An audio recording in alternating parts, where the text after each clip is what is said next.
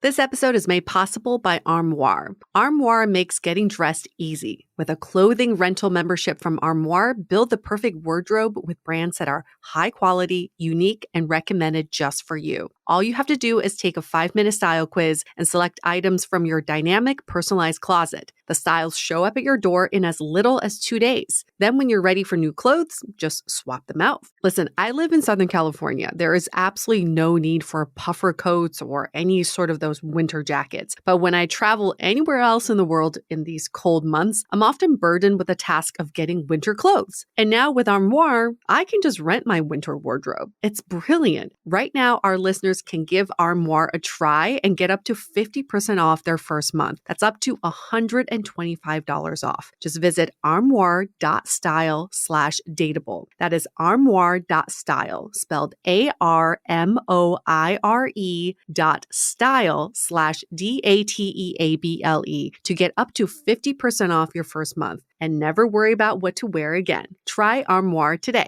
I was so excited to get my shipment from Last Bottle Wines in the mail the other day, full of incredible red wines, all from Napa Valley. I love wine tasting, so having this to my door couldn't be happier. Also, couldn't be more excited that today's episode is brought to you by Last Bottle Wines. If you don't know already, they're a Napa-based online wine shop with a twist. They offer just one handpicked wine per day until it sells out, and they're always at incredible prices. We're talking 30 to 70% off retail. And the best part is that there's no subscriptions, no fees, and no minimum purchase. And I could not be more excited to bring this offer right now because they're having a marathon sale, which is coming up March 28th and 29th. Even better, we're offering Dateable listeners 10% off your first order with code DATEABLE. So if you are a wine lover like me, this is a great time to join. And did I mention that shipping is 100% free? So what are you waiting for? Mark your calendar for March 28th and 29th, or get on it earlier if you want. You can sign up at lastbottlewines.com and use code DATEABLE and find out why Last Bottle is the most fun way to discover and buy amazing wine. The Dateable podcast is an insider's look into modern dating that the Huffington Post calls one of the top 10 podcasts about love and sex. On each episode, we'll talk to real daters about everything from sex parties to sex droughts, date fails to diaper fetishes, and first moves to first loves. I'm your host, Yue Xu, former dating coach turned dating sociologist. You'll also hear from my co-host and producer, Julie Krafchick, as we explore this crazy dateable world. Hey everyone, welcome to another episode of Dateable, a show all about modern dating where we dig into the why. We're constantly asking why when it comes to dating, why people do the things they do and why people think the way they do. And that's what we're here for. In addition to, let me introduce you, ladies and gentlemen, to the fuckboy slayer, Julie Krafchick herself. That's Is that our new host intro? You need like a theme song, you know? It's like dun dun dun dun dun. Fuck you, fuckboys, and then you like come on stage. For anyone that's just joined us for the first time, go back to last episode for that. I don't even think the fuck? I don't even think that needs much explanation. I think it's true. Like, yeah, people are like, I'm in the right place. I heard Fuckboy Slayer. This is the podcast I want to be at. How do I join this team? I got to tell you, I'm in SoCal right now, and it is hot. Is it? I am so sweaty. We did another recording this week, and by the end of it, I had such bad pit stains on my t-shirt. I had to go wash it right away. It's so hot. Yeah, I mean, I guess San Francisco summers are like pretty cold in the scheme of things. And we have more of for anyone that doesn't live in SF, it's like more of the delayed summer is like September, October. And actually our coldest months of like the whole year is like ironically July. I've had way too many friends from Boston be like, I'm going to come visit in July. And I'm like, please don't, like stay where you are. It is so much better. So it's a false ism here. But I also feel like people who live in San Francisco forget every year. right? Yeah, because there's like every a mental block of like summer, and then because it's if you leave San Francisco, it's hot. Like even if you go like San Jose. Yep, It's South like 100 Bay, degrees. East Bay, North Bay, anywhere. It's just the fog hits San Francisco in July exceptionally. But I agree, it's like one of those like mental blocks that because I think you also see people all over the country doing like summer activities. So Yeah. But- I remember my first summer in San Francisco 5 years ago. I wore shorts and a North Face jacket. And I was like, where else in the world would I be wearing this combination right now? It was like hot during the day, maybe till like 2, went to Dolores, and then it dropped to like 20 degrees and I had to put on my North Face jacket. It's craziness. It's craziness, I tell you. But it's always crazy times these days. Always unpredictable. How was your week? It was pretty good. It was pretty good. I went to, I think a lot of cities are doing this, but in San Francisco, we've blocked off Valencia Street in the Mission, and it's all restaurants, all outdoor dining, and it's almost feels like European. Like it's pretty cool, actually. I was really digging it. And then I went to Golden Gate Park today, and just again, a lot of people out, but everyone's in masks, and it feels relatively safe. So, you know, knock on wood that it continues to be at this level. San Francisco never like fully reopened, so it's not like we closed anything back down, but it's definitely different. It's not like how life was, but it's the new normal, I guess. I ventured into LA today. I was so scared, but I did. Yeah? Because, you know, hearing the nightmare stories about LA, and everyone was wearing a mask. Oh, good. I wouldn't say they were socially distanced because the outdoor seating was pretty damn crowded, but everyone seemed somewhat responsible of this, so I felt good because I had my mom with me. We were in full-on gloves. Oh my, were you in a hazmat suit? If it wasn't so hot outside, I think we would have worn raincoats or something, but we had full-on gloves. My mom brought some face shields. We didn't wear them. Oh my but God, I oh wish my there was God. a photo of you with a face shield so bad. walking in Studio City, like everyone else is half naked. My mom and I are in like gloves and face shields. Yeah. Safety first, right? So speaking of safety first, I remember I told you earlier this week, I've tried to be as safe as possible coming down to SoCal. So I'll give you the rundown of what I did, and then maybe this can help others, or maybe others can give me suggestions for trying to be even safer next time. I want to see my parents. So coming down to SoCal, I took JSX. And JSX basically is like a smaller plane, 30 people capacity, but there were only 7 people on the plane. So I was really far away from everyone. That's good. You don't actually go into the airport. So the terminal is like outside. So you don't have to, you know, like be part of that airport germs. And when I got back to my parents' house, so I took a COVID test before coming here, tested negative. And then when I got to my parents' house, I went straight to my room, quarantined myself, took off all my clothes, threw it in the washer dryer, took a shower, washed everything down, wiped everything down, and then I wore a mask. And I'm still wearing a mask around my parents. So my parents and I don't share any utensils. Our food is all separate. I wash my own dishes, which as any adult should anyway. And I eat outside. It's really funny. I eat separately from them. That is the part that cracked me up the most. That you're like, yeah, I'm sitting through a screen. Yeah, my parents are waving at me, Oh and my mom's God. like, "Do you want any more vegetables?" I think also really like cute. to point out you didn't go down just for, you know, shits and giggles and like a fun trip. I know there's a lot of influencers getting like, I'm not calling us influencers. I will just say that because I hate that name, but I'm just putting it out there that like there's a lot of influencers getting flack for like traveling a lot and not wearing masks in photos and stuff like that. And it's clearly just like a leisure travel. And I agree. There's something about it that doesn't sit well. And I think especially when they're like taking photos and like all up in each other's grill without masks on, there's like something like icky that I feel. I don't know. It's just like not a good vibe. I'm like the mask police on Instagram. If I see anybody I know taking a picture with other people without a mask on, I always comment. And I always say like, "Where's your mask?" And the response is always like, "Oh, we took off our mask for this photo." I'm like, but you could also catch the virus from 1 millisecond of taking off your mask. Like, why do you think you're exempt from taking a photo? I don't know, there's a lot of photos of people just like all over each other, like hugging and all that stuff. And I'm like, I don't get that. Like, I get the need to have some social interaction, especially if you've been like quarantined by yourself. I get it. Sure. Even if you've been quarantined with a significant other of your family, you're probably freaking sick of them by now and need some other social interaction.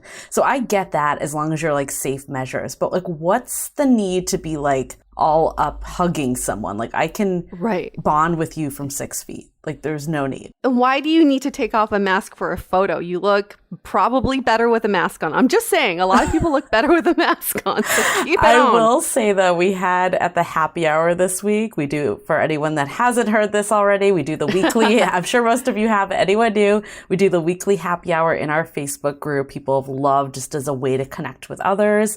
And we actually talked about what we talked about on this episode a couple weeks ago about like, would you rather like have sex with someone in a mask, doggy style only, or like, would you rather just have virtual sex? And the responses were hilarious. Like, there were some people that was like, damn, like, it's been so fucking long. Like, I would go in there, just get it done and get out of there. And then others are like, no, germs. Like, I don't want to. It was just, the range of replies were just hilarious. / sad. I don't know. Hilarious / sad. I'm not sure what the right word is. My friend and I were texting over the weekend talking about how we can make glory holes a business, you know, like a drive-through glory hole. And you can make it kind of like gig economy wise, right? You can hire people to be part of the sucking or hand jobs and then charge the other way too. So you earn double commission, right? From both sides. You're basically like Fiverr, but for people who want to get off. And if you think about it, it really works. Like, you just want to make sure that everyone's well employed, everyone's active, oh my God, everyone's getting their shit done. You know, like I don't see anything wrong with it. It's just more the hygiene aspect. I think we just need to control somehow. But honestly, glory holes are great. You don't care. You're like not trying to be picky of who's on the other side. You're just trying to get shit done. Trying to make a deposit, like at the bank. This is what I said. If you're at the bank, you don't care who the teller is. You're just there to make a deposit, yo. For anyone that doesn't know what glory holes are, can you kind of just give a, I don't know, I don't want anyone excluded from the convo either. Wait, is that a translation? That's Julie saying, so what's a glory hole? Asking for a friend. For anyone who doesn't know, myself included. Well, my understanding of a glory hole is they're just holes in a wall and you stick your penis through. And on the other side, you can choose to have your penis sucked or jerked off by someone, but you have no idea who it is. You're just guaranteed to get off somehow. So is there an option for women for this? This feels very one-sided. It is very, like, it's hard to stick a vagina through a wall. I don't know. I feel like you could. You could just, like, have someone, like, their finger You know up. what you could do is a upside down glory hole. You sit on a bench or something. Yeah, there's possibilities. Yeah, and people underneath can lick you from under. Hey, you know what? If you're entrepreneurial, now's the time. And then we just call it something else. Glamour holes. Like glamour glory holes. hole doesn't sound great. Just do glamour holes. Way to class it up, Yue. Just add the word glamour instead of glory. And then you get like a martini while you get your This get sounds your like stuff a business serviced. idea you and I had a couple of years ago, if you're remembering what it was. Oh, yeah. The vagina steaming. I feel like this could have like so many paths, but anyways, we could go on a tangent for a lot longer on this. Julie's like, I want to change the subject. Meanwhile, I'm like, Gwyneth Paltrow, are you free? Would you like to invest in her new business, Glamour Holes LLC?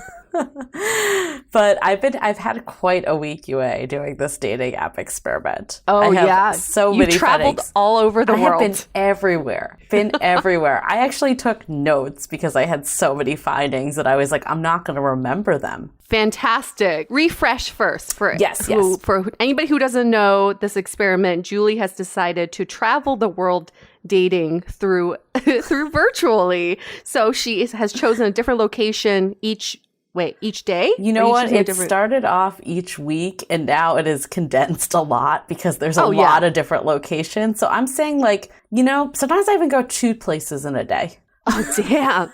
Those flights are a lot easier when you're not going anywhere. Yeah, and free 99. Yeah, exactly. So I wanted to see for anyone also that didn't hear last week, but you can always go back and catch it. But the idea is just like, since we're in this virtual world, you can really date anywhere. Everyone complains and everyone bitches about their city. And I wanted to see if there really were similarities or noticeable differences in different cities with dating apps. Again, for anyone that's questioning the logistics here, yes, it is a sample size of one. This is not a scientific study, especially now that I'm only going to be there for a couple hours. Potentially, I'm actually not having like long, in-depth conversations with a lot of people. So this is more just superficial, like what I'm noticing in the swipe world. So I want to preface that also. So if you see something different, if you live in one of these cities and you're like, nope, that does not hit it at all, please write in, tell us, because we can always share that perspective. Anyways, so UA gave me quite the list last week. And now the list is like super long because all of you listeners gave recommendations on the Facebook group and on Instagram. So I will try to go everywhere. I might have to hit the line at one point. Just one of Julie. You might have to clone yourself on these apps. Or other people can pick up the experiment and write in. There's always that option. I think also just one of the things I've realized from this is I'm ready to go back and date, like actually date and meet people. And I think before this, again, for anyone that's coming in late, like ended something in May-ish. I think it was May. Yeah, like May-ish. Has it been? Really? Yeah. Wow. It's been 3 months? Yeah, I know. Doesn't it feel like either I can't decide if it feels less or more. I can't really decide, but we're in just like a time vortex in general. But yeah in May ended a long-term relationship of mine that we were giving another chance. So it was an ex. It wasn't like a consistent long-term relationship, but it was, we decided not to pursue it. So afterwards, I got back on dating apps and realized that I was kind of just there for vanity swipes and not really wanting to do like full-on conversations.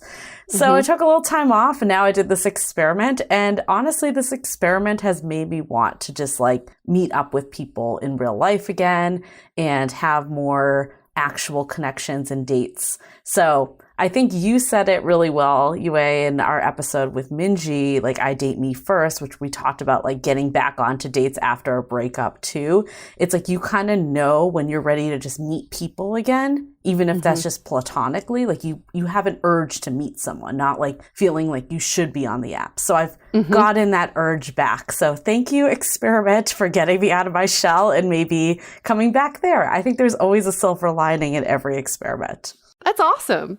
Yeah. So why I said that is I'm going to continue the experiment for one more week in a bunch of the locations that were done and then pass the torch to anyone that wants to like write in and tell us about their own experiment. We can keep it going if we're getting a lot of these submissions, or if not, we'll do some other experiment. There's so many more that we can do along the lines. The other side of it, there was a few people that I might have toyed with their emotions a little with it. So that's like, I'll go into it, but I feel like there's a little bit of that I don't love. So that's why I also want to maybe limit it for another week and then move on to a good heart, more authentic reason for being on the apps. Okay. There you go. So I went to Chicago. That was one of the ones that UA said. And first of all, I want to point out that there are really fucking hot guys in Chicago. Yeah. I was like really attracted to a lot of the dudes that I was swiping on. Midwest blood, man. That's hot blood. But I feel like none of the ones I like swipe back on me. Oh. It was like one of those things that there were like a lot of like really attractive men, but I wasn't getting the reciprocal match with them. Like I was getting other people, but they weren't the ones that I was really attracted to. So it wasn't like a gold mine, I guess, is what I'm trying to say in short. It was when you just looked at the people, but for whatever reason, and that could be a ton of reasons. I don't know what that is. Maybe just, like maybe they're not that active. Maybe I'm not their type. Like, I don't know what the answer is. Other women in Chicago would love to hear if you're hearing this too or seeing this, like really attractive men that are not making the move in any way. So put that out. But I noticed one thing that was very interesting. I mean, I'm a Jewish woman and I expect LA and New York to be like Jew central. Like anytime I'm there swiping, I know I'm going to get a lot of Jews. Chicago, tons of Jewish men. Yep. I was very surprised by that. Spillover from New York. Yep. And then also I noticed a lot of men in their 40s. And I think that's also my age is going up a little. But one of the things that there was always this perception, at least I had, was that it was hard to date in Chicago the older you got because Midwestern people tend to settle down earlier. So my theory is they're either divorced and not putting that on their profile, or, I mean, who knows, maybe just spillover from other major cities where people tend to settle down later. I don't really know what the answer is, but I noticed that, and I noticed a lot of people didn't reference divorce or their kids, but also I know that people sometimes don't want to put that on regardless, so it's hard to gauge if they really were or not. That's really interesting, because if you swipe here in Orange County, it's a lot of men in their 40s, but they're all single dads. There's so many single dads, and they all have pictures with their kids too. Interesting. Yeah. I also noticed a lot of moderate people, like more moderate than conservative than you see in like San Francisco. Like everyone's liberal in San Francisco. Right. Also, I think in terms of diversity, I still saw like majority white. Like there were a few like Black African American, very few Asians in Chicago. In general, though, it felt very white, but there was a lot of diversity in background and job. And I think you actually mentioned that as a theory. And I noticed that a lot of people in like trade professions or just various different things. It wasn't just generic industry like you see in like SF or LA or New York. Yeah. Or maybe New York. I can't say that one 100%. I'll say SF and LA because I've been there. No dominating industry. Yeah. Yes. I also got hot tips from our Facebook group to go to Downers Grove in Logan Square. Downers Grove is like a western suburb outside of Chicago. So I was in North Loop and I kept my distance to like 20-mile radius. So hopefully that's picking up like a big part. I tried to do a little research of like where a good area was to set myself. So again, listeners, if you live there and you're like, you should have been here, like, write us in and let us know. I don't fully know. This is just the internet telling me. So. But we got this feedback. So Downers Grove was really interesting. It was pitched to me as dads, never married, divorced, no kids, executive, non-executive, etc. So like a wide variety of people. And I definitely saw that. I don't know how much more noticeable it was there than Chicago though, but I tried there and then at the Logan Square. And Logan Square felt a little more like creative and hip, but nothing like super noticeable either. So that was Chicago. But you were also there for like half a day. Exactly. Philly. Oh yeah. You asked me to go to Philly, and I chose Fishtown, which I read online was like more of like the younger professional area. You did your research. I did my research. I tried to make sure I was in a place that I'd probably live if I was there. So it was definitely diverse in terms of looks and race, occupation, education. Very eccentric people. Like, I can't even really put into words what that is. I was trying to dissect this a little more for you because my visceral reaction was to get the fuck out of Philly. It was just like, there was something that I just was, every guy I was getting, I was not down with. And I was trying to articulate this better because I knew you'd be like, okay, why? And honestly, I still can't articulate it. I think I might need to go back to Philly and do a little more due diligence here. So weird. Not all of my friends who've ever dated in Philly said that they either like wanted to leave the second day, just dating in Philly, not living in Philly, or they didn't feel safe. Interesting. Like by the people. Interesting. I don't know what that could be. This was definitely by far the most no's I've ever swiped in any city. Wow. But everyone seemed to go to Temple University. That was my one thing that I noticed. Oh my God. Yes. Temple. Ooh.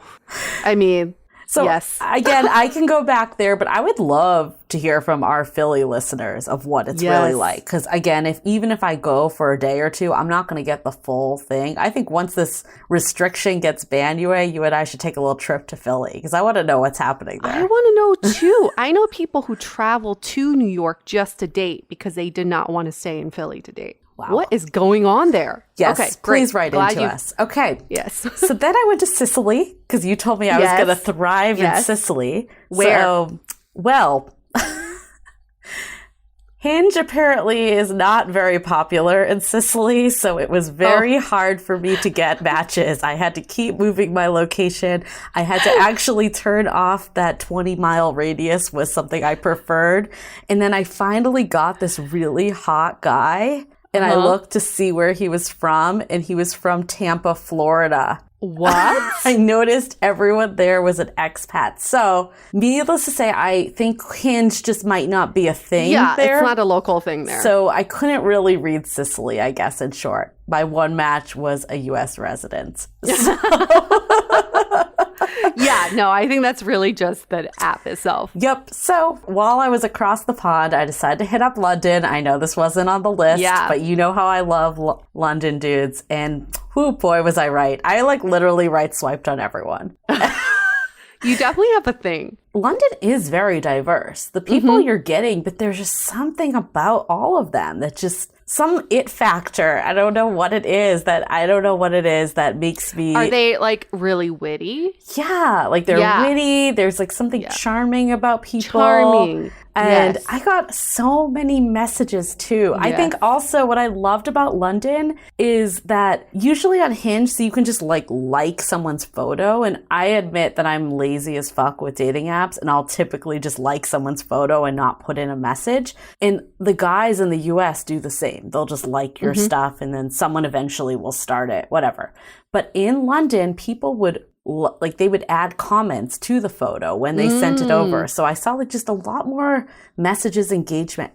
And I got the nicest message I've ever received in my life. And Did you print it out and frame it? I actually wrote him because I felt bad. So okay. What did he say? Wrote, and I don't know if he copy and pasted this to me plus a bunch of people, or if it was uniquely written for me. But men listening, you should do something like this. This should be a variation. And I don't care if it's a copy and paste. This guy, I don't know if I would have swiped for him, just being fully transparent. But it made me stop and look at him again because of this message. This is what he wrote. You are truly beautiful and seem warm-hearted too. Your smile is utterly captivating. My heart skipped a beat when I first saw you. I am speechless. I know. Wow. Isn't that super nice? Because usually you'll get these oh, you're hot or something. Yeah, which is not a compliment at all. So men, just take a second to write something it doesn't, I don't know, there's something about this message, let me know what you think, but I didn't think it was cheesy. I just thought it felt authentic, and I really thought it was nice. Yeah, and also just when you write a message, you want, even though if you write 100 messages a day, every message should feel bespoke for that person. You really took the time to think about them. And that's what that message really means, is this person took their time to write this message for you. There's something about the smile line too. One of our friends in SF, she said that she would shoot that to men. I really like your smile. And even if you are mass sending it, it feels like it is custom for you. Of course, only if the person is smiling in their profile, then they might realize that you're mass sending. That's just a very nice message in general. Isn't it? And I don't know. I actually felt the need to reach out to him and match and be like, "Hey, I don't live here. I'm just doing this." I was because I wrote, I was like, that was such a nice message. I would have felt bad just ignoring it. But what I said before, I realized that I'm looking to actually date again, and I've had situations in London. I'm not really looking to recreate that, so I just didn't even want to go there. And I was I need to just be honest with this guy. So after this, we need to start a GoFundMe for Julie to just live in the UK for a little bit, because I think she would do really well, and then she should just stay there for a few months and then bring back a man. I don't know if I need a GoFundMe as much as the US not to be banned from being there. Oh, right. No, you need you need a good reason to get over there first. You're right. You're right. So then I went logistics. Yep. Then I went to Boulder and Denver. Those were my last two stops. Denver. So this is where things got too much. So I feel because I was doing this really quickly, all my people started merging together. Because at first I was this isn't the guy that I would expect in Boulder. And then I realized I was getting London people still. Oh, yeah. So I think that's when I'm okay, I need to calm down this experiment a little. Because honestly, people started messaging me and they're one guy was I actually thought he was from San Francisco, and it turned out he was from Denver. So yeah, kind of similar. Anyways, I feel like everyone there was white and bearded. Like basically exactly lumberjack. The stereotype that I thought. Yes. And they were all in wilderness. They were skiing. They were drinking beer. Camping. Like it was literally confirming every single stereotype. Yeah. So. Yeah. And then Denver, I feel like had the exact same vibe, but it was just like a little more bro-y. That was my take. Yeah. Maybe a little bit more cosmopolitan. Yeah, I didn't really see that. Maybe not. It was like just bro-y feeling. I don't know. I just realized that's not my vibe. Yeah, definitely. That's not your thing. You're like not trying to go camping every weekend. No. And make your own That's like fire. my worst nightmare. Yeah. And for anyone that has replied to the Instagram story, there were so many suggestions of where I can go next. These were just a couple of them. There were more, but I'm consolidating the list because I can't possibly go everywhere. So Boston, Miami, Calgary, Canada, Seattle, Melbourne, Auckland, Kansas City, Portland, Moscow, Phoenix, St. Louis, Dallas, New Orleans, Washington, D.C., London, Stockholm. But I've already been to London. Moscow, I'm going to guess there's probably not many people. So maybe, Yue, you can pick 3 more for me to go to out of that list. I did promise Calgary to one of our Facebook members, Janice. So we'll do that one. Let's do Calgary. Let's do... Oh, gosh. Yeah, let's try DC. Okay. I'm curious. I'm curious about DC. So Calgary, DC, and let's do one more non-US. Melbourne? Yeah. Why not? No guarantees of their Hinge population, but I feel like there would be more than some of the other places listed. Yes. Well, your backup can be New Orleans. New Orleans basically should just be its own entity anyway. That's true. I'm going to also add Miami because I'm curious. Yeah. Just spend like a layover in Miami. I don't think you need to do like a half day. And Boston, I already know because I lived there for many years. So. Anyways, that is the next installment of this fantastic this experiment. Dating around the world with Julie Kraftchick, the fuckboy slayer. That's the name of our next show. I think this is so great. This is like when I was single, I would just swipe everywhere I went. I had when I was working in the UK on a TV show there, I would every time I go there, I swipe. I had a boyfriend for like a week there. It was so great. I can't remember that. A vacation boyfriend because I love John. So like on my profile, I say I like John Cusack. And this guy happened to have a name very similar to John Cusack. And he had a great opening line. We ended up dating for a full week. It was a full week. What a long-term relationship. Yeah. We talked about, like me moving over and all this stuff. It's just like playing house. Because as soon as I left, I was like, yeah, right. But it's always fun to vacation date. And now you get to do it virtually. That's true. I do always love doing that when I go to a city just to see what it's like. So yeah. I think also what I realized too is that, when you're like kind of getting sick of your city and then you go somewhere else. Mm-hmm. Like this happens to me sometimes when I'm sick of SF, I'll go back to Boston, to home. And then I'm like, I can't wait to go back to SF. Yeah. That's how I felt on this experiment. I was like, hey, it's not that bad. Dating in SF isn't that bad. I'm going to go back. And then I actually started talking to someone that I might not have talked to before because I realized my location was not confined anymore because of the whole Sicilian situation. Mm-hmm. So I actually ended up talking to someone for quite a bit yesterday from Healdsburg in perfect wine country, which I probably would have been out of range. Wine with them all the time. Yeah, so you never know. You never know. But yeah, I think the one thing I wanted to ask you, Yue, that you made a comment in the Facebook group when we were talking about dating experiments before about changing your name. You mentioned that you used to change your name to sound less ethnic. Oh, yeah. I mean, like dating, name discrimination is already pretty bad in just normal society. But in dating, it's really bad because with my name, like Yue, first of all, people don't know how to pronounce it. No. So they may not want to swipe on me anyway because they're like, oh, they have to ask her how to pronounce it. And 2, I think some people just assume I don't speak English.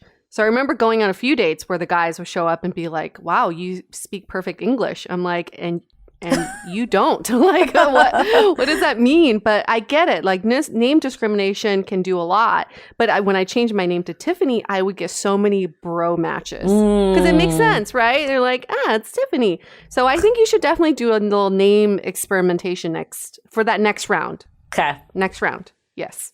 We'll keep that outside of the city. We'll do that next time. Yeah. Like you said, too many variables. But that'll be next time.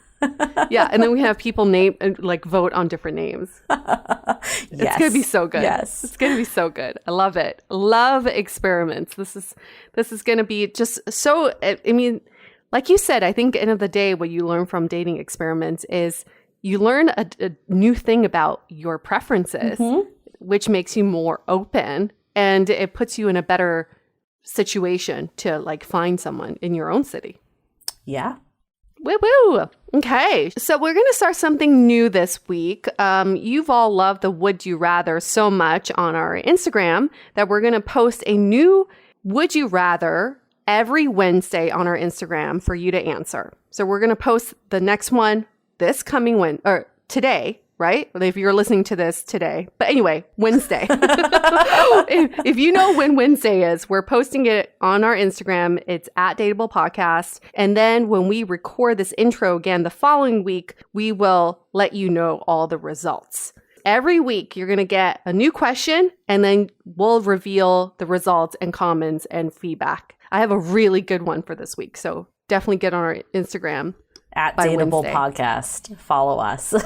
Follow us there. And I know we glossed over this last week. We didn't get to talk about it, but our celeb dream cast, I guess, or like dream guest for next season. We want to say her name every week, just so if anybody knows, Eliza Schlesinger, if anybody knows her, if anybody remotely knows her, if anybody has ever matched with her when she was single, please let us know. We would love to get her as a guest on our show. That's our celebrity ultimate wish. That's like, we have others on our list, but I don't have time to go over them. But Eliza Schlesinger, fellow elder millennial, we love to get her on our show. So now we will get to our episode with Ken Page. We were on his podcast called Deeper Dating Podcast. So who is Ken Page? He's a renowned psychotherapist, popular Psychology Today blogger, Huffington Post blogger, and author of the bestseller Deeper Dating, How to Drop the Games of Seduction and Discover the Power of Intimacy. And also in my dreams, one of my BFFs. I really love talking to Ken Page. I love Ken Page so much. And I think the way, what he talks about with us, like the way he positions us, I love so much. It's like he was talking about it being like this like museum. Like we are curators of the museum of modern dating, that we've heard so many tales and all of that we could basically tell you everything you need to know about modern dating. And I think that was such a nice way to put it. And why we love Ken Page so much, besides everything else, is the fact that he's been through the trenches. He went through the whole like genre of game playing and trying to play like mind tricks with guys that he was dating. And he finally came to the realization that those things were not going to work. And he needed to buckle down and figure out what he wanted in a relationship. So now he's happily married, but he's been through the trenches. So I feel like he's been there with us and he came out on the other side. So let's get deeper with Ken Page.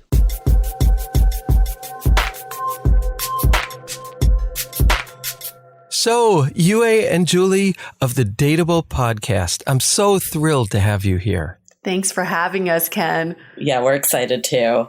And I was on one of your earlier episodes in season 9 and had a really good time there. And I just love what you do. I love the intelligence, the thoughtfulness, the edginess, the kind of curiosity, the spirit of curiosity that you enter into this with, and all of the amazing stories and ideas and insights and thoughts that get generated on your podcast. Thank you. People loved your episode too. It was definitely one of our crowd favorites. We definitely have mutual love with you. You were on, I just want to promote you for one quick second. You were on season 9, episode 6 in an episode called Deeper Dating with Ken Page. Okay. For anyone interested, because Ken Page is amazing. We had people saying like that was like the most enlightened conversation I've heard in a while. So yeah, it was awesome. Oh, that makes me feel great. That makes me feel great. And I'm so excited to dive in today because I feel like, there's this kind of social distancing resource available now, which was probably available before, but it's visiting museums all over the world via the internet. And I feel like in your years of curating the most amazing episodes and hearing so many stories from the front line of dating and then working with them in thoughtful ways, tips, insights, stories, that it's like almost like a virtual walk through a museum of ideas that are really important. So I am thrilled to walk down the halls of this museum with you. And I have a whole bunch of questions that I think can highlight some of those things. Awesome. Oh, I love that visual. I'm just thinking about walking through a museum about dating and seeing all the artifacts of the ways people used to date back in the day. Pre-COVID-19. Right. Oh, God. Right. It's true. It's true. I remember Marianne Williamson was giving a talk once, and she said that she was in a museum and she was looking at a painting of Saint Sebastian with all these arrows through his body. And she said, like, what does this represent? What's the artist trying to capture? And then she said, oh, I get it. It's dating. So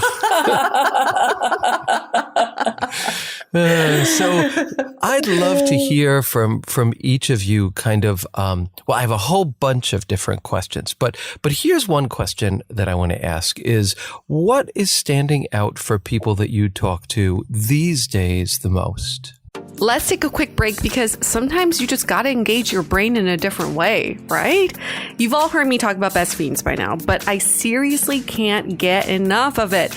This awesome mobile puzzle game is so much more than any other games out there. It's 5-star rated with over 100 million downloads, thousands of fun levels, and tons of super cute characters to collect. I'm now on level 208. Yep, working my way up. They've created a whole world right on my phone. It's bright and colorful with great graphics, and there's a story all about these cute bug characters. Best Fiends is seriously the perfect way to take a break in between meetings. Engage your brain with fun puzzles and collect tons of cute characters. Trust me, with over 100 million downloads, this 5-star rated mobile puzzle game is a must-play. Download Best Fiends free on the Apple App Store or Google Play. That's friends without the R. Best Fiends. Now back to the show. What is standing out for people that you talk to these days the most? These days as in the time of coronavirus, Ken, or these days as in 2020? Oh, both good questions. And I guess the answers would be really different. So let's go with both. With both. Okay. We can do pre-post world. There we go. Corona. That's really good. I really believe that when it comes to modern dating, this is with or without coronavirus, that I think there are a lot of blurred gender lines, which is one of the main themes that we've been seeing. And because of the blurred gender lines, I think there's been a lot of confusion on what is expected of your potential suitors. And that's what creates a lot of the miscommunication or even these dating terms that keep coming up like ghosting and breadcrumbing. But today we learned a new dating term called zumping, which is dumping over Zoom. Oh my God. First time you heard it, folks. First time I heard it. We had a debate on our Facebook group is it better to be zumped or ghosted? And I think overall we decided zumped is better because especially coronavirus, you're not like left hanging if someone is ill or something like that. It's just clear that they do not want to be with you. Oh, right. Good point. Yeah. And Julie, I'm sure you have a lot of learnings too for just modern dating in general. Yeah, I think maybe let's stick with the pre-coronavirus theme first, and then we'll both go into post. But I think the biggest thing that stands out for me is that anything goes this day and age. Like I think in past generations, there was a very clear path that people took. It was like find a relationship that's monogamous, get married, have children. Like there was one linear path for the majority. And I think what's been happening in modern dating is that we are given the ability to create the relationships we want. And people are really starting to question a lot of those norms, especially because our generation is kind of the byproduct of divorce. And I think we've seen relationships that haven't gone well under that like notion of it must go a certain way. So people have been really exploring different avenues, whether that's like polyamory or being pansexual or like whatever it might be. Like it's really, people are not afraid to go out and experiment. And I think that's actually something that's really wonderful about our generation, but also it's a challenge because I think there's just so many options and sometimes people get confused. And it's actually kind of like not a bad thing if you're confused, because we've seen people on our podcast that are like, okay, I haven't had great, like there's one woman that's standing out for me that's like, I haven't had great experiences with men.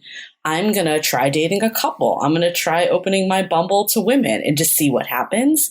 And she actually found love with a woman and explored other sides of herself and then realized like full circle that she actually really was attracted to men. And I think that that could sound confused to some people, but I think it's really just getting the space to explore yourself, and modern dating allows us to do that.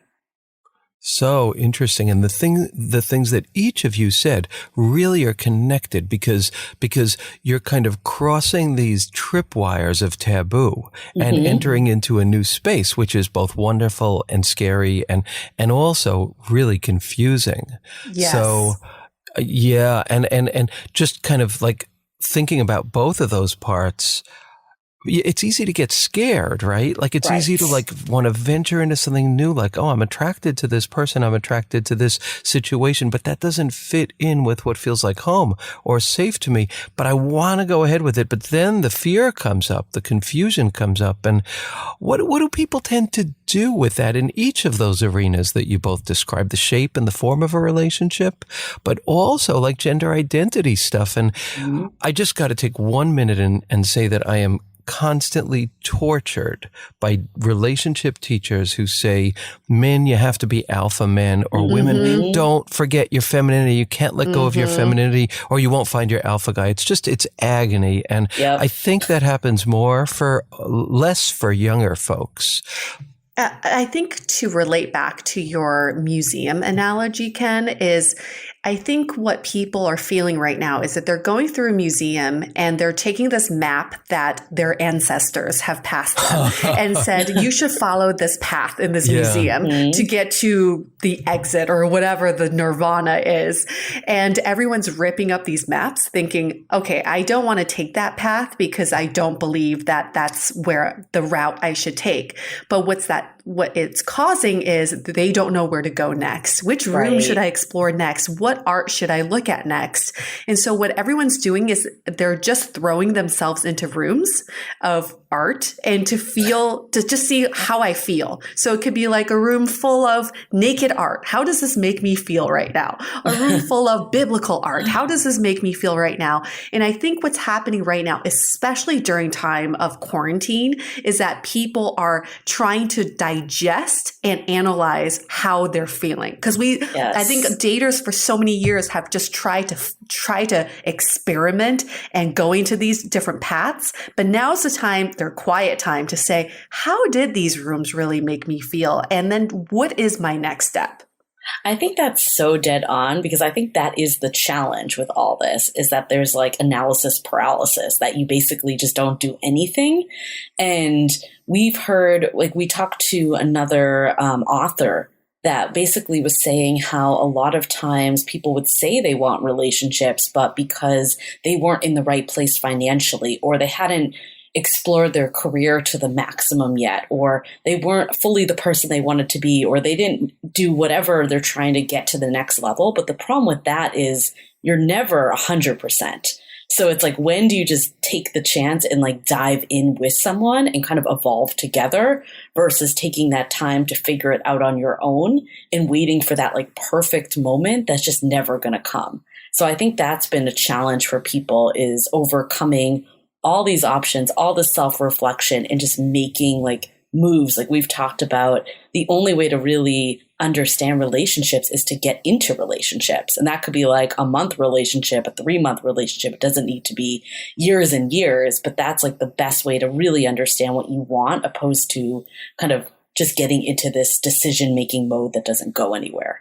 Exactly.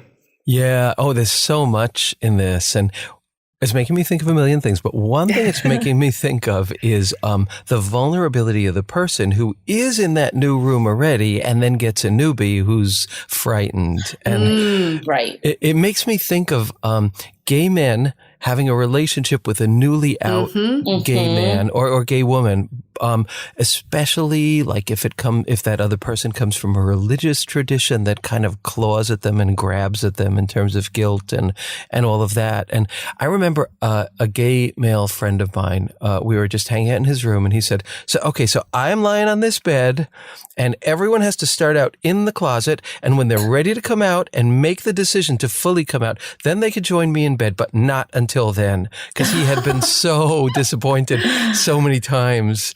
And so yeah, there's a little bit of a risk for that person who's kind of, I guess there's really a risk for both. There's a risk for the person taking the new step, and there's a risk for the person who's done that already. And that kind of risk is beautiful in a way. It's scary, but it's wonderful. And we know that risk sparks eros, that eros is a spark that needs to jump a gap. So like there's something sexy about taking risks.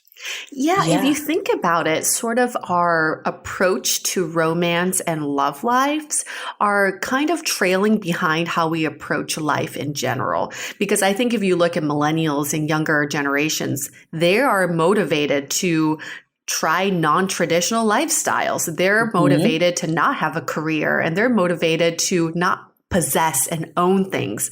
Yet when it comes to their love lives, it's a little bit delayed. So I think now it's catching up, where I think people are thinking in that manner of, okay, how do I take risks in my love life? And how do I think in a non-traditional way without imposing all these expectations from society or my ancestors or whatever it may be? And I think we are getting to that tipping point of everyone wanting to make these decisions and take the risk. They just don't know how. It's just they're missing the tools.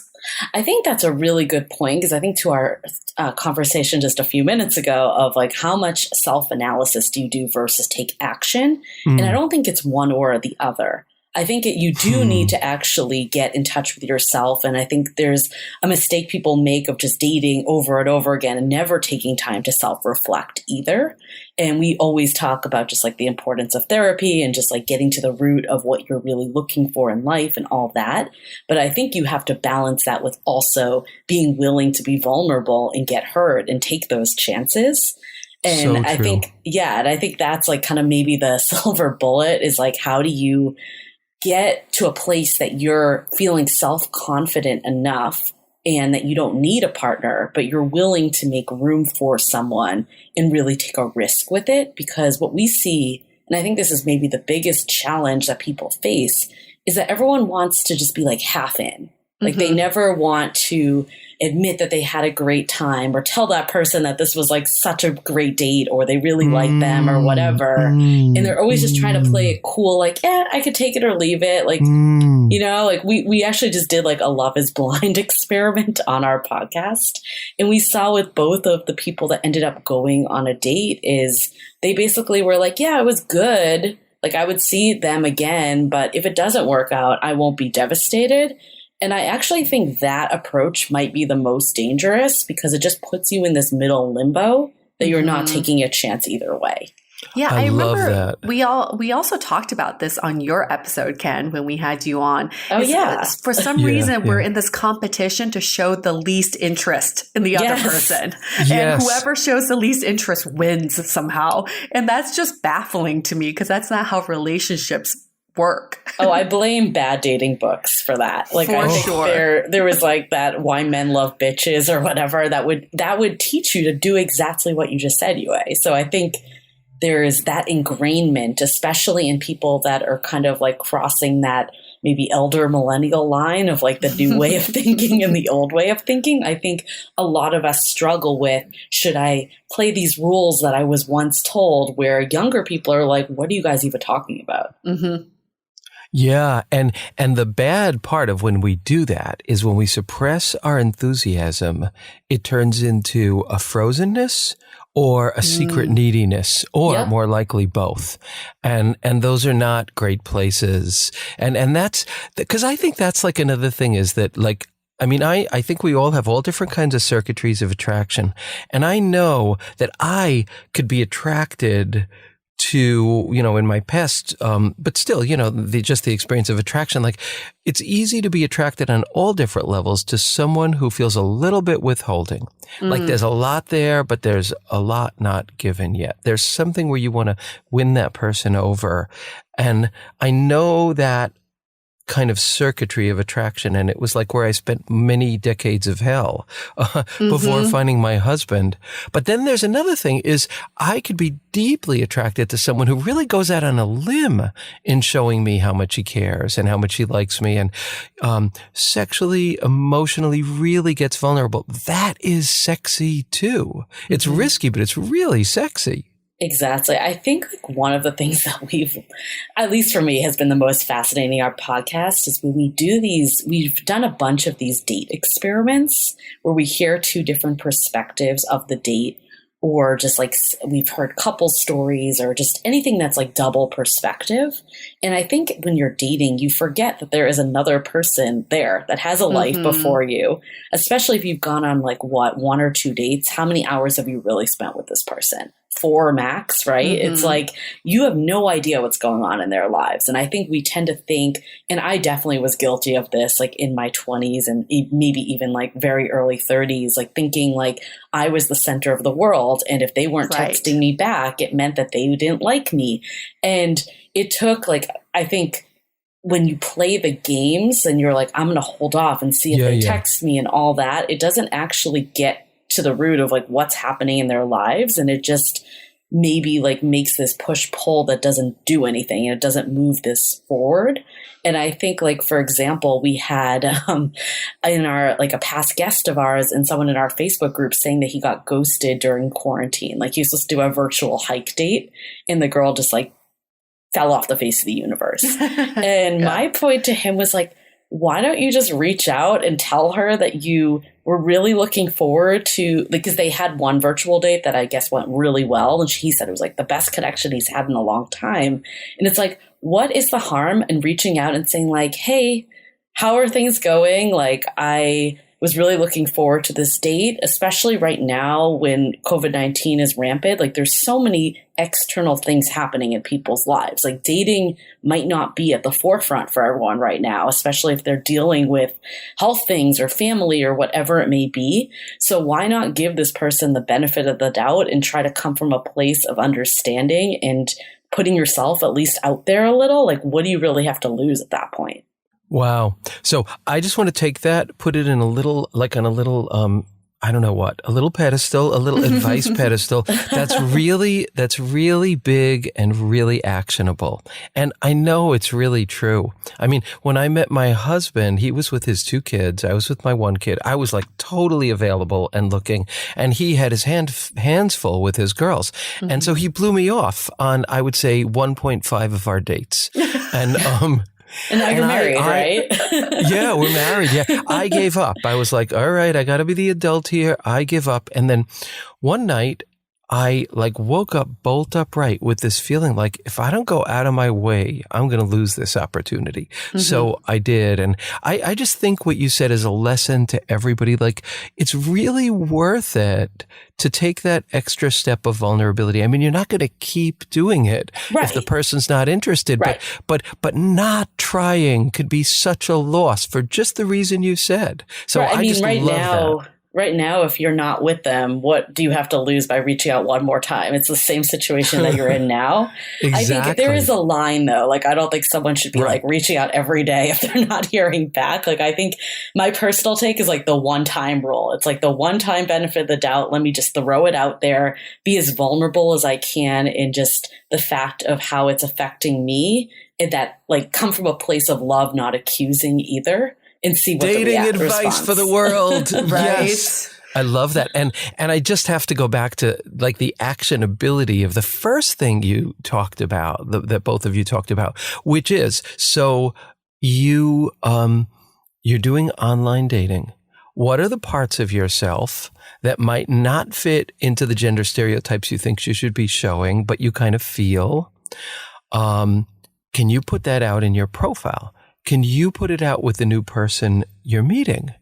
And what kind of stuff are you interested in? Sexually, form of relationship, even maybe like, all right, I'll try meeting someone who's in a different country or a different state or outside of my age range or height range or weight range, or maybe someone who has a different kind of education, like that kind of thing of like, let me stretch and play here a little bit in very real ways, because we could do that so concretely. So I really just think like, what fabulous invitations those two things are to a richer dating life. Let's hold that thought for a sec. We'll get right back to it. This episode is sponsored by Via. We all know there are things that can help set the mood in the bedroom, but did you know a little THC could also do that? Yes, Via has developed a unique blend of pleasure-enhancing cannabinoids, libido-strengthening herbs, and a low dose of THC all into one mind-blowing gummy called High Love. This gummy, wow, it will awaken your senses, increase blood flow, and intensify any sexual experience. I've been pleasantly surprised by the High Love gummies because it is just the right amount of THC for me to have a good time without feeling sleepy. And hey, if THC is not your thing, Via also offers a wide array of other gummies without it. And everything legally ships in 50 states with discreet packaging directly to your door. So if you're over 21, you can get 15% off and a free pack of award-winning Dreams THC plus CBN sleep gummies with our exclusive code DATEABLE at viahemp.com. That's VIIAHEMP.com. Let the gummies work their magic. Head to viahemp.com and use the code DATEABLE to receive 15% off and one free sample of their Sleepy Dream gummies. That's viahemp.com and use the code DATEABLE at checkout. Take your passion and pleasure to a whole new level with High Love from Via Hemp. As you know, I recently left my corporate job and I've been in total recovery mode, all about self-care. One of my new routines is the nighttime shower before bed. There's just something about washing away the day and that reflection that's been super helpful for me. I've been using one of our partners, Osea's Mega Moisture Duo. This combo body oil and body lotion are so freaking incredible. It literally feels like I'm at a spa. I realized that the secret is seaweed and other skin level ingredients that are normally reserved for face products. And that's why I was so excited when Osea became one of our partners. And, we're so grateful for partners like this because one, they keep the show going, but they're also super good for all of our listeners and for our own well-being. So if you want to have that nighttime bliss like I am doing, you can get 10% off your first order site-wide with code DATEABLE at oseamalibu.com. You'll get free samples with every order and free shipping on orders over $60. So head to oseamalibu.com and use the code DATEABLE for 10% off. Let us know which products you end up going with. Share them in social. Super excited to see what you end up choosing. Living with ADHD can be a challenge, and dating with ADHD is definitely a challenge, we've heard many of you say. But finding the right care and proper tools needed to succeed can be life-changing.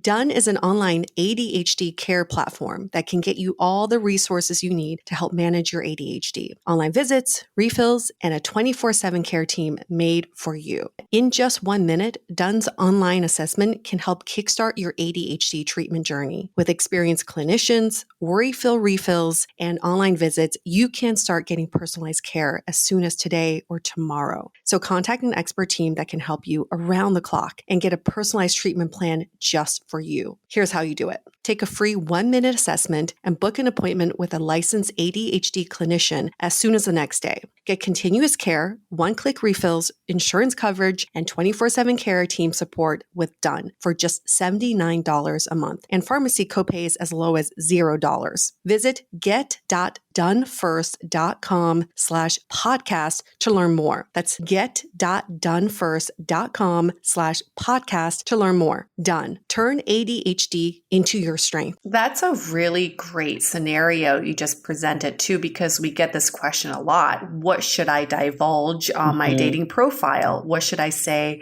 that's off limits on a first date?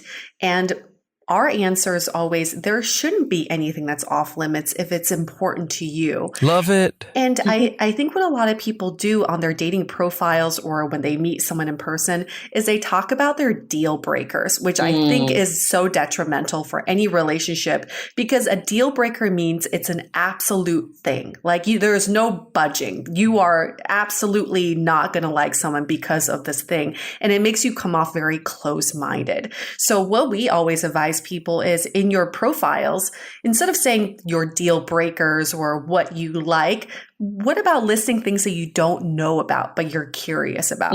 Like, I actually have no idea if I would like traveling to India, but I would put that in my profile because I'm curious to know. And then you're able to attract people who can say, actually, I've been to India. Let me tell you about the experience.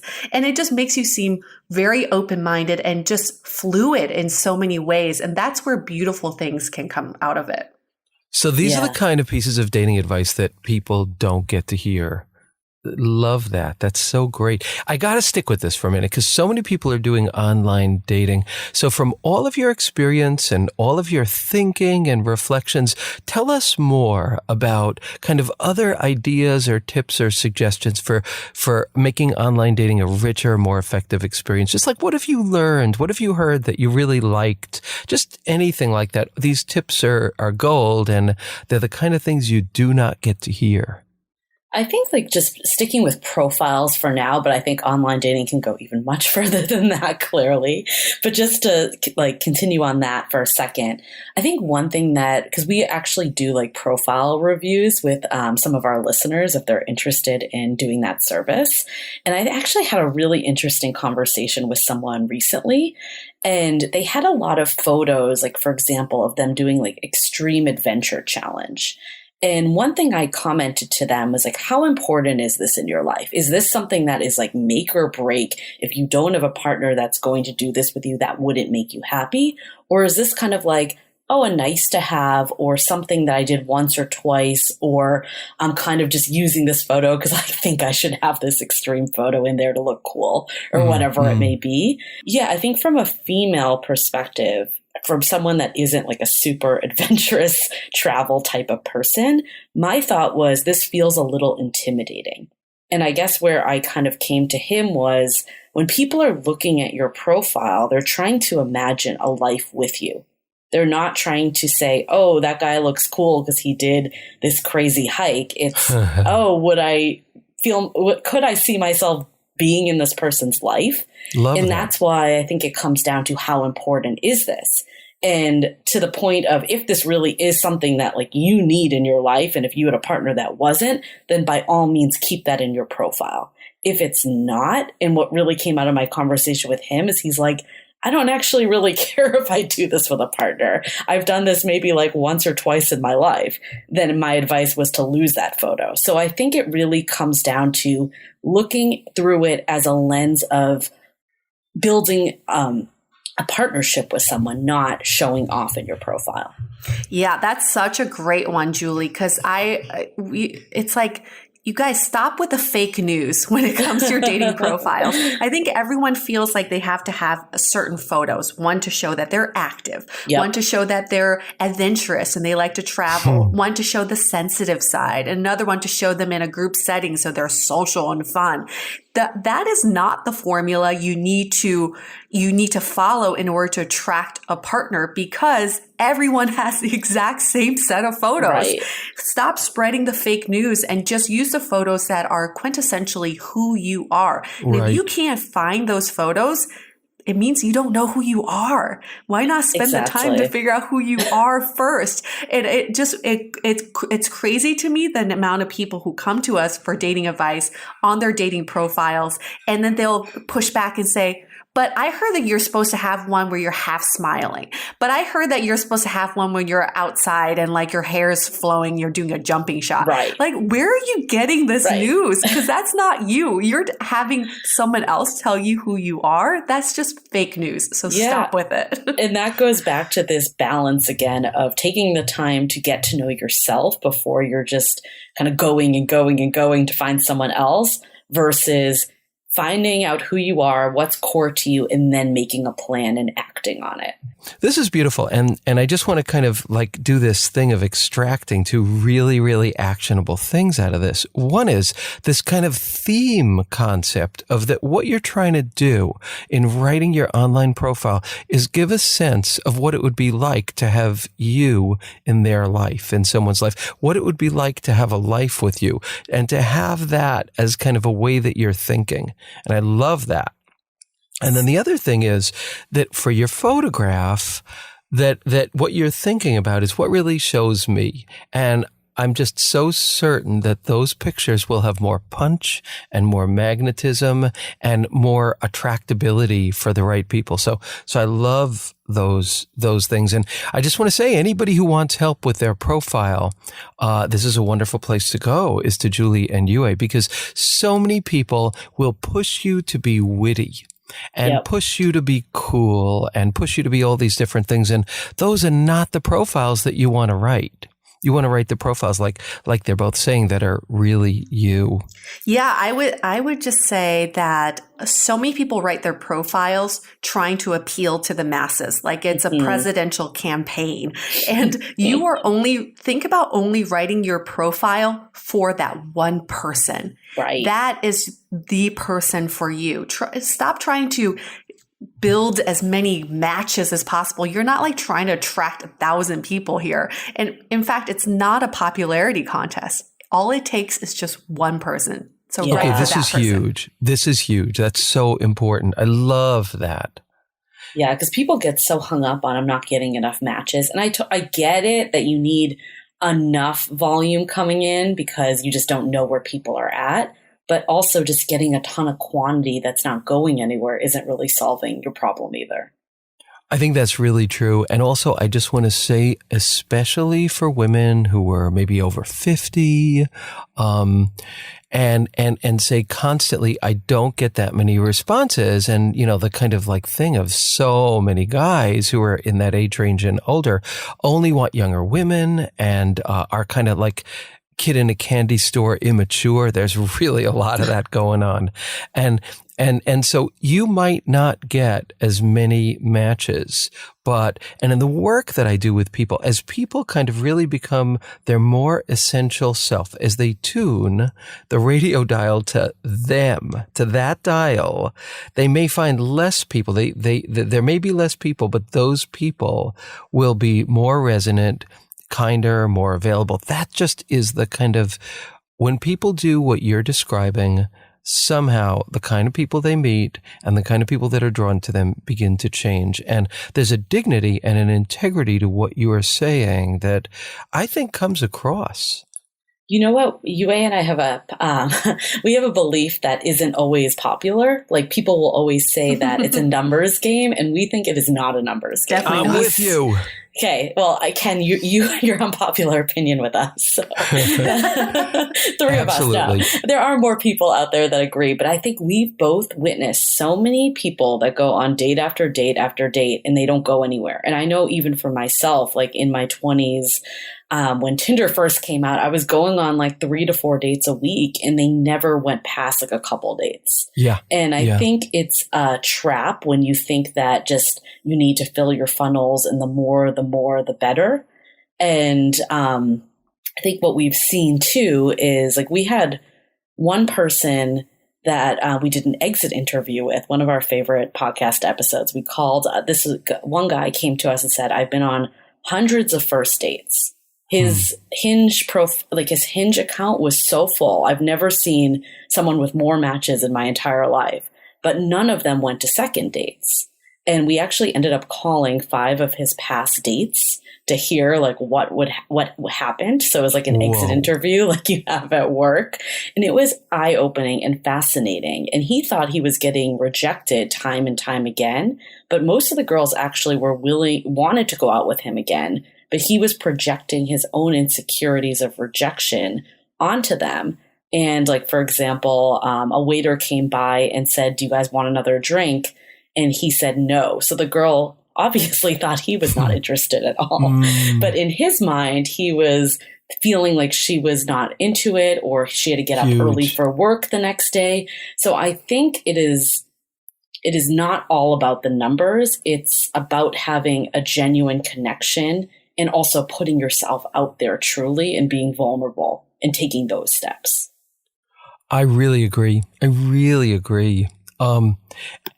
So I would love to ask you both a bunch of questions. I mean, there's so much I want to extract because you're in such a unique position of really hearing people's stories in a conscious way and thinking about them, reflecting on them, assessing them, weaving them all together. I mean, it's just kind of an amazing grid of experience and reflection. So I want to really extract more of these goodies. And I just want to ask you like a few kind of semi-quick questions. Okay? Okay, great. So here's one question. In all of your episodes where you've talked about sex, what's one thing for each of you that stands out as either very moving or very important that you heard or learned? For me personally, we've actually spoken to a few sexperts, I guess you could call them. And all of them have said it is our time to reclaim our own pleasure. Yes. So I think if you really step back and think about it, the media has really owned our pleasure for so many years. Talk about, we should enjoy sex. We should enjoy this kind of sex. And pornography has dictated what we think pleasure should be. Yeah. And if we really step back from that pleasure that media has portrayed for us and really separate that from what we believe is pleasurable, then we're able to seek the ultimate pleasure for ourselves. And that, when it comes to sex, is having sex with yourself more and exploring yourself more. This is one of the most eye-opening conversations I had was, I spoke to this friend of mine who's in her early 20s, and she's a virgin. And she said, I am so confused about sex right now because all I learned about sex growing up in sex ed was how to not have sex or how to have safe sex, but I was never taught how to enjoy sex. So I'm going to spend the next 2 or 3 years exploring myself and figuring out all the toys I can use so I know how to pleasure myself. I love that. That's just great. Yeah, I 100% agree with everything you just said. Those have been definitely takeaways I've had. I think the other big one that's come from all the sexperts we've talked to is people are so open, or we stress open communication so much, right? Just about what's happening in the relationship. And there's also the sex positivity that's happening, that people are more comfortable talking about sex.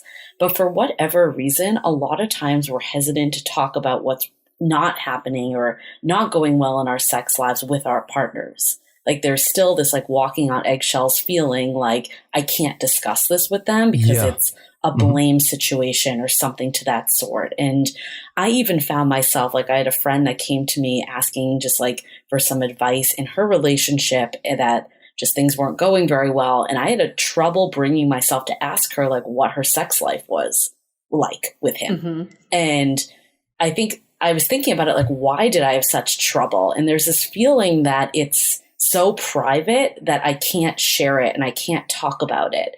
And we had a Dr. Alexandra Solomon, who is a professor at Northwestern for a very popular Marriage 101 class and like author and all that. And she said like something that has really stuck with me for a while is like, it doesn't need to be like a blame or shame. And that's why we have so much, because we're not willing to put it out there and look at how we can solve this together. It doesn't need to be like, you're doing something wrong or I'm doing something wrong.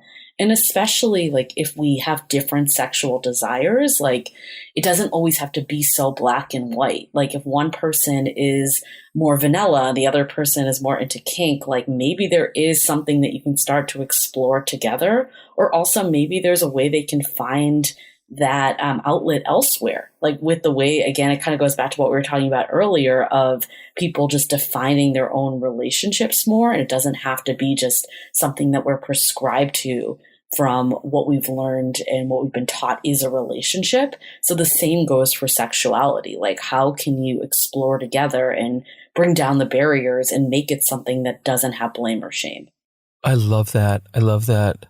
You know, it's making me think about how we've all been to some degree traumatized around sex. Like maybe it's for some people it's small t trauma, for some people it's large t trauma, but we've all been traumatized by the kind of shaming and lack of insight and openness and the kind of whole cultural context of secrecy around sex. So we've all been traumatized. And one of the hallmarks of trauma is black and white thinking. The more trauma, the more black and white thinking. And so you're describing kind of like moving ourselves away from black and white thinking around talking and experiencing our sex life. And I love that because that helps reduce and heal trauma. Right. Like we were actually, I remember we talked about this on the episode too. Like we had a live show and we had a guest, or we had at our live show, we had someone that was there ask a question about what would, maybe I'm butchering this question, you guys, so let me know if it's different, but it was something around if I sleep with him too soon, like, will he judge me? Or like, should I sleep with a man on the first date? Yeah. Is it okay to sleep with someone on the first date? Right. Yeah. That's what it was. And more like a woman's question, right? Yeah. And I think it actually really surprised us in this day and age because I think just so much has been broken down with that. But I also feel like there is still that piece out there that there's this feeling like this old rules I must follow. And I think when we talked about this too on the episode with Dr. Alexandra Solomon, like her point was the fact that it's coming from, am I doing something wrong? That's the true problem. Like it should be coming from a place of like, I want to pursue my sexual self. And at that point, that is when you make the decision. Like, is this something I want to do for myself or not? Versus if I do this, what outcome will it have with this other person? Huge, huge. So that when your question is, should I be sleeping with this person now? It's not, how am I going to look doing this? It's what feels right to me, what really feels organically right at the moment. And let me just say that if you're intoxicated, your answer won't be as clear as if you're not. Just saying. Is that from experience, Ken? Oh, absolutely. It's from personal experience as a therapist. And, you know, it's so easy to want to like drink or get high in early dating because it's so anxiety producing. Okay. So here's another question. If you think about your years of being hosts on your podcast, I would just like to ask you to think about like one story that stands out right now that just feels kind of like that really hits you at this moment. Maybe it was really touching or really important, but somehow stands out. Just one story from each of you. I would love to hear whatever comes. So hard. Julie, I have one. Do you want me to go first? You go first. Go first. We get this question a lot, and I feel like my answer changes depending on what mood I'm in. So today I'm in this mood of journey and having a journey where you don't end up where you thought you would. Yep. So on season 8, episode 19, we had a guy on named Ryan Van Duzer, who's actually a friend of mine. And it was called Quest for Love with Ryan Van Duzer. And this story sticks out to me because he is someone who, on the surface level, you would think he was a player. You would think he's such a party animal, and he is just so happy and like he can get along with anybody. He flirts with all kinds of girls all the time. But deep down, he is such a romantic, and he wants to find love so bad. And in this interview, he talks about all his failures. I guess I wouldn't even call them failures, but experiences of trying to find love and having it not work out. But in the end, what you don't see so much on the surface level, if you just know him as like on the social scene, is that he still believes in love. After all these years, he still believes he's going to find true love, and he will not stop at anything to find it. And it's so inspirational because this guy truly believes that he's on a journey to find love. And through all the experiences he's had so far, it's bringing him that much closer. I love that episode too. That was definitely one of my personal favorites. Yeah, that's beautiful. That's very touching and kind of like connected to the theme of what we're talking about is that it's kind of like scratching the surface of the way we think people are. There's a lot more underneath and a lot more possibility and a lot more vulnerability underneath. So I love that story. And I imagine that he is like a lot of your listeners and my listeners. Mm-hmm. Yeah.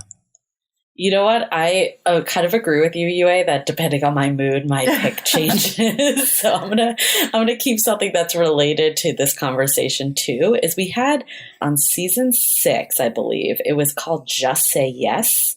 And we had our guest Cheryl, who was super single. She was in DC at the time, no real prospects. And she's like, what can I do to really shake up my dating life? And she'd always been kind of like had this list of things to look for and all that. And she got inspired. I forget exactly how she came to this. Maybe she heard it on like a podcast, or probably actually not, because podcasts weren't around back then, but like on a book or TV show or something. But she basically had this idea that she would just say yes to whoever came into contact with her and asked her on a date. So she basically was going on dates with people that she would never have gone on dates with before. Like, wow. And it really helped her. I think, first of all, she did it as an experiment for a month just to see what her mindset ended up coming out after being.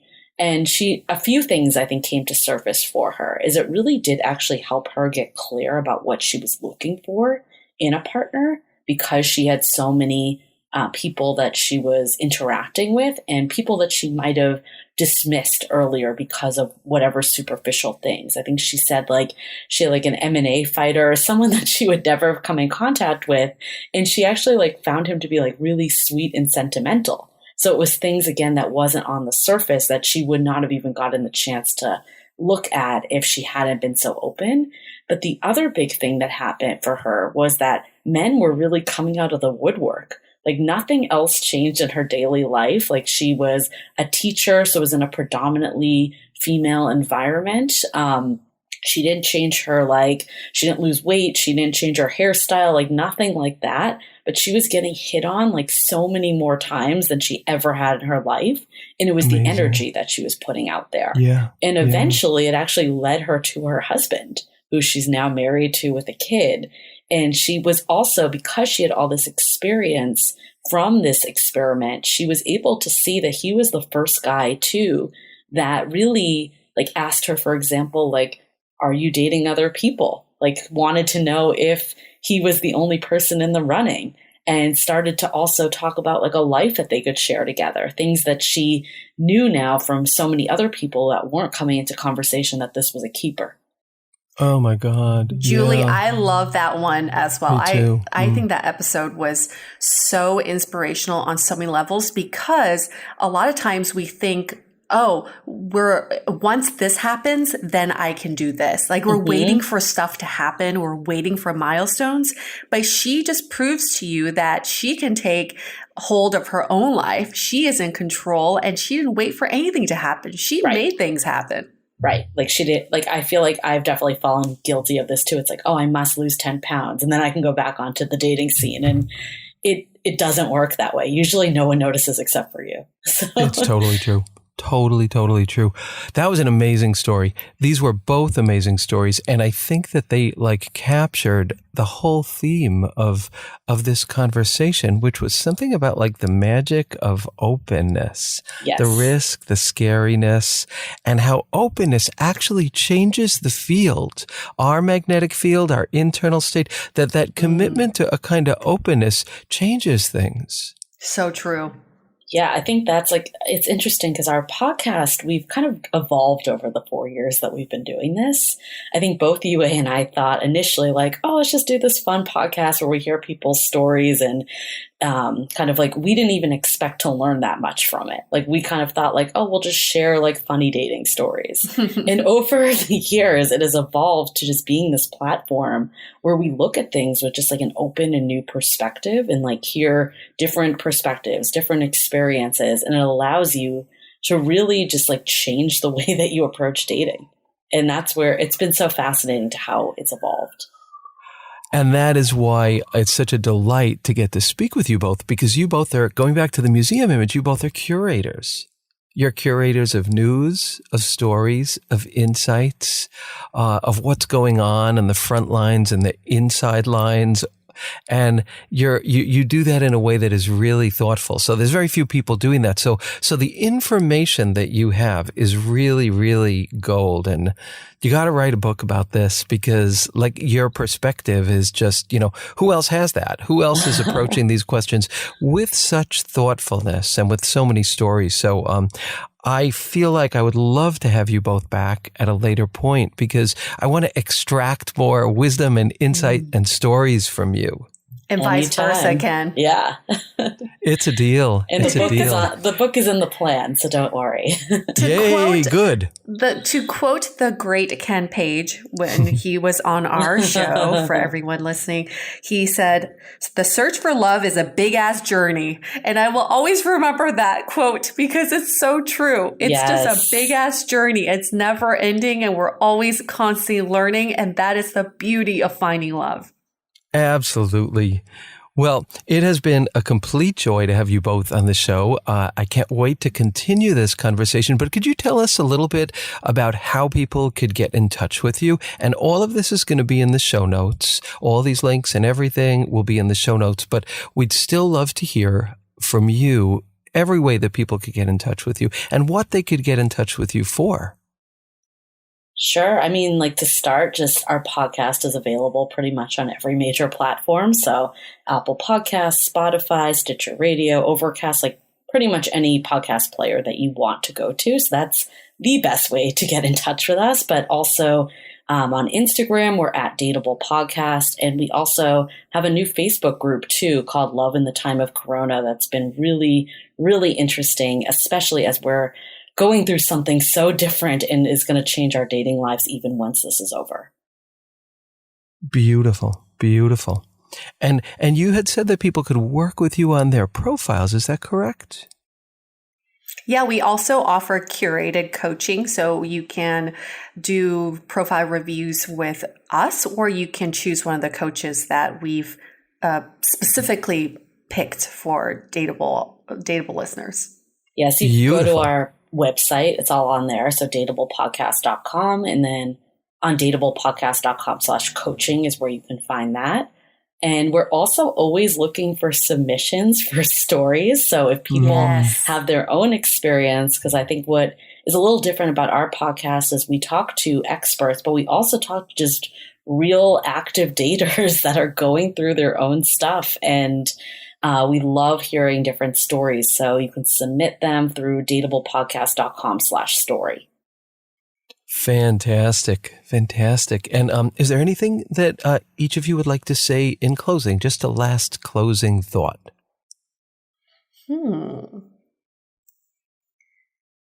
Well, I think my closing thought is, and this is from many of our guests, we've learned this lesson, is that you have to go through the trenches to find gold. And that's this journey to find love, is that when you feel like you're in the trenches, when you feel down and you feel like you're in a dark place, just know that you're meant to be there and you're going to get through it. But you have to go through it. There are no hacks or no shortcuts. And you just have to feel these feelings, experience what you're experiencing right now, and then you will come out of it.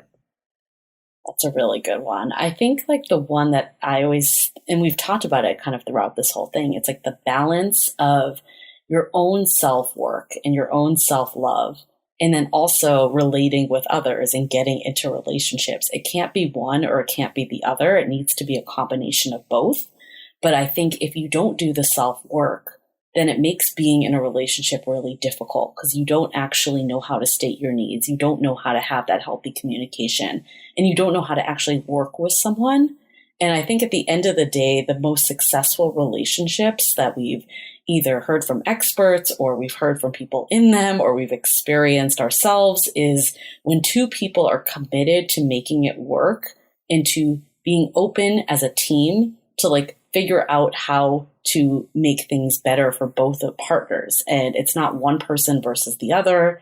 It's not, I feel this way, you feel this way. It's like, how do we solve this together and make a relationship that works for both of us? I love that. I love both of these points, and they're so key and they're beautiful. And having you both on the show was just an absolute delight. Thank you so much for having us on the show. Thank you. Thank you both. And I want to thank everybody for listening to Julie and Yue and the Dateable podcast. And if you want to get a transcript of this complete episode, just go to deeperdatingpodcast.com. I encourage you to join my mailing list, and you'll get a free ebook as well as the first 2 chapters of my book, Deeper Dating. And so thankful to everybody in the listening community for being here. See you all on the next episode of the Deeper Dating Podcast. And that's it for today's episode of Deeper Dating.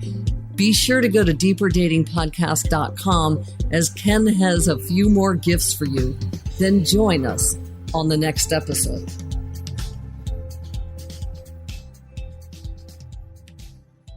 The Dateable Podcast is part of the Frolic Podcast Network. Find more podcasts you'll love at frolic.media/podcasts.